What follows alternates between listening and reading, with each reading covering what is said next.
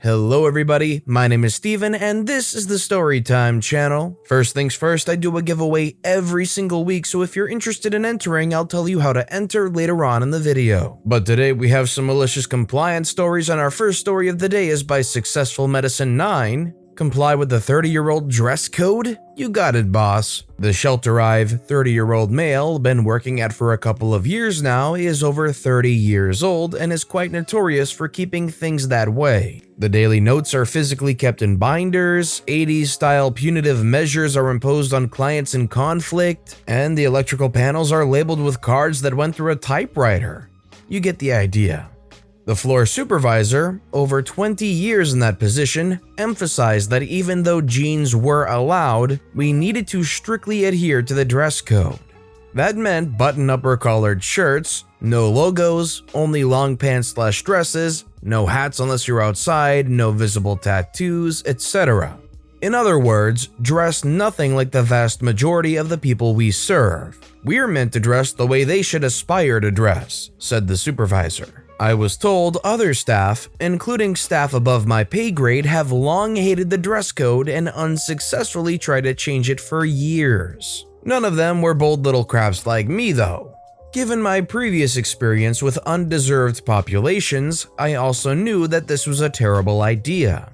Generally speaking, what people in these communities lack in financial resources, they make up for in their abilities to read people and navigate emotions. If they think you're an authority figure or acting inauthentic, many will outright write you off. And for the most part, they have a great social/emotional radar. The dress code said men's shirts must have visible buttons or a collar. I sewed 2 buttons near my hip on a plain t-shirt and wore it in. They said nothing the first time, but had a meeting where they weren't pointing out anyone in particular and updated that specific part of the policy to prevent me from doing it again. Next, I wore capris. After all, nothing about pant length was mentioned either. That time the dress code was updated and we were informed via email. Still no one-on-one conversation about it. A few months and minor malicious compliances later, our workplace gave us logoed t-shirts with the institution's name and website on them. Hooray, we thought. We will at least be able to wear t-shirts now. Nope. After a week of several coworkers wearing the shirts they gave us, we got an org-wide email that the shirts did not comply with the dress code and should not be worn during work hours. Knowing me as the office rabble-rouser, several pissed-off coworkers came to me independently to ask how they too could rebel. Enter this story's biggest malicious compliance. As a minimalist, I had no desire to hold onto a shirt that I would not wear. We had no input on the design/color of the shirts, and I simply did not need it taking up space in my closet. The most reasonable alternative would be to turn the shirt back in and explain that, so I did. Coworker number 1 was moving soon and didn't need an extra thing to pack, so she also turned hers in. Number 2's partner hated dark green, the shirt's color, so he turned his in. This happened all the way to 25 total employees, with some borrowing others' excuses. After 5 days, the supervisor had a box with 24 shirts sitting in his tiny office. He actually has to keep them on his desk, and I can hear him bumping his hand against them when he uses the mouse. 3 months later, they are still there. He's not dumb, he knows those shirts are an FU that lives in his office. He cannot donate them to the shelter due to some other ridiculous handbook rule about organizational spending. And he hikes 6 miles to work, so driving them home isn't a reasonable option. He's tried putting them in general office storage, but his bosses said the shirts are the supervisor's problem since he ordered them. Currently, he's just stuck. We know it bothers him, but he knows he can't bring it up since it's his own rules that prevent us from wearing them. No dress code changes so far, but the top of the year meeting regarding our handbook has dress codes on the table. I'm cautiously optimistic that we'll finally be rid of some of the dumb, short-sighted elements of our dress code come February. So let me ask you guys, if you're in any kind of place where there's employees, even if it's a slightly fancy place, would it throw you off or bother you if they were wearing regular t-shirts and also branded regular t-shirts? Or do you think it's fine that they would wear t-shirts? Personally, I think they should be able to. Let me know your thoughts in the comments down below. Our next story is by oywiththetypos. Nearly died, nearly fired.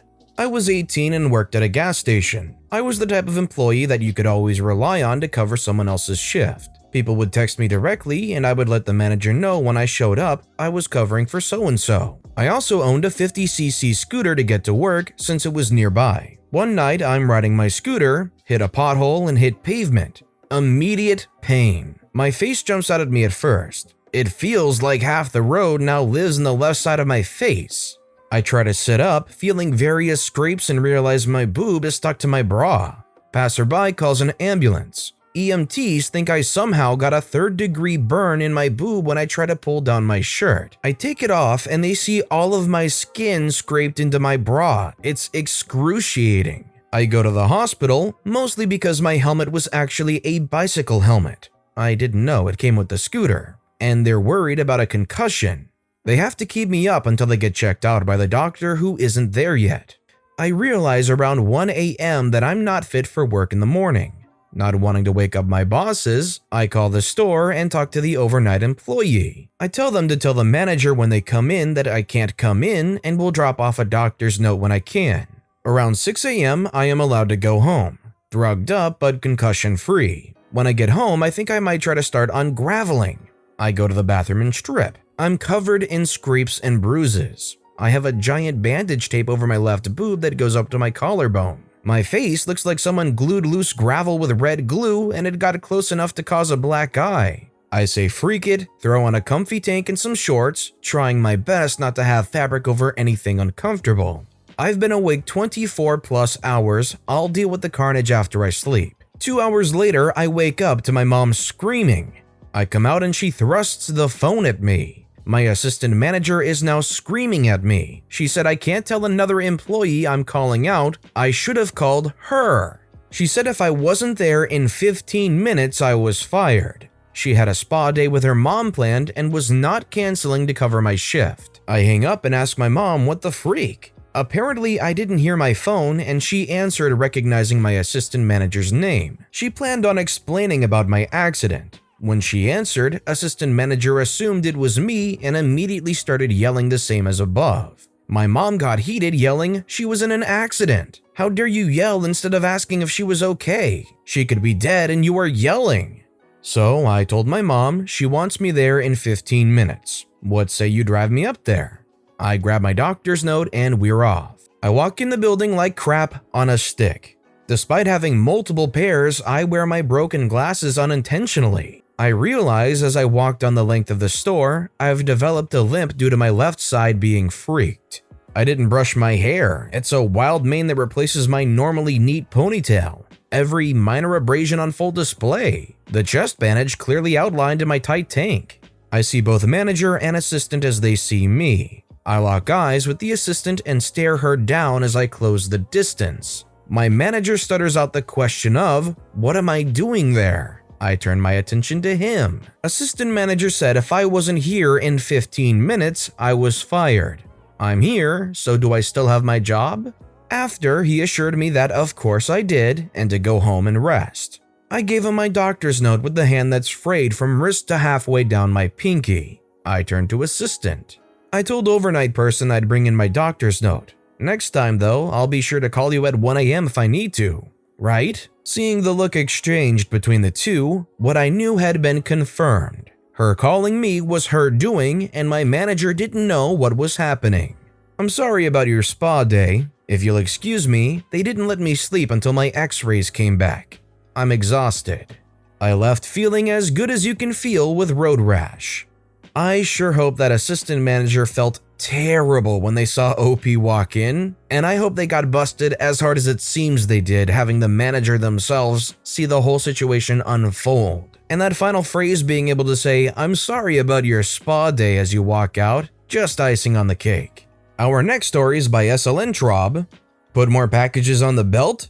You got it, boss. So, not too sure if I can name where I work, but we deliver mail and packages the last mile. And our head honcho in charge just got into a lot of hot water for slowing down delivery and disassembling machines. So anyway, the section I work, if stuff is too big or heavy to fit into a sack, it gets put on a belt. We have 4 belts. Each belt is about 40 feet long. About 35 of that feet is flat and about waist high. The last, the section where I'm putting packages on, 5 feet of the belt is angled at a downward angle which goes down to about my shins. Out of the 4 belts, one has been down for about 2 months, so we've been working with 3 belts, which slows us down a lot. These belts are about 30 plus years old. The belt I usually work on, you can't put too much weight on the end. If you do, it'll start grinding, and if you don't take it off, it'll start to whine, if that makes sense.